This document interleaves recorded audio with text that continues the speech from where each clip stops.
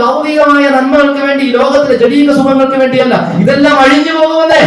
ഈ ലോകത്തിലെ വീട് പൊളിഞ്ഞു പോകും, മക്കൾ ഉപേക്ഷിച്ചു പോകും, പ്രിയപ്പെട്ടവർ അകന്നു പോകും. അകന്നു പോകാത്ത ഒന്നേ ഉള്ളൂ, അതിന്റെ പേര് നിത്യജീവൻ എന്ന. അത് നഷ്ടമാക്കിയാൽ തിരികെ പിടിക്കാൻ പറ്റില്ല, കൈവിട്ടു പോകും.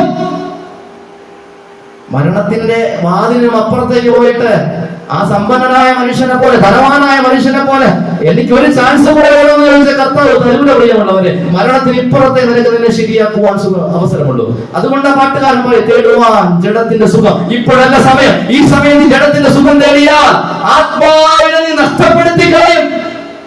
ആത്മാവിനെ നേടേണ്ട സമയം കർത്താവിന്റെ സന്നിധിയിൽ ഇരുന്ന് ആത്മാവിനെ നേടുവാനുള്ള ഒരു ഒരുക്കവും സമർപ്പണവും ഉണ്ടാകണം. എന്താ വലുതെന്ന് തിരിച്ചറിയണം. ഭൗതികമായ നന്മയാണോ അതോ ആത്മീകമായ ബലമാണോ? വചനം പറയുന്നത് കർത്താവിന്റെ ഒരു ദിവസം നമ്മുടെ 1000 ദിവസത്തിന് തുല്യമല്ല.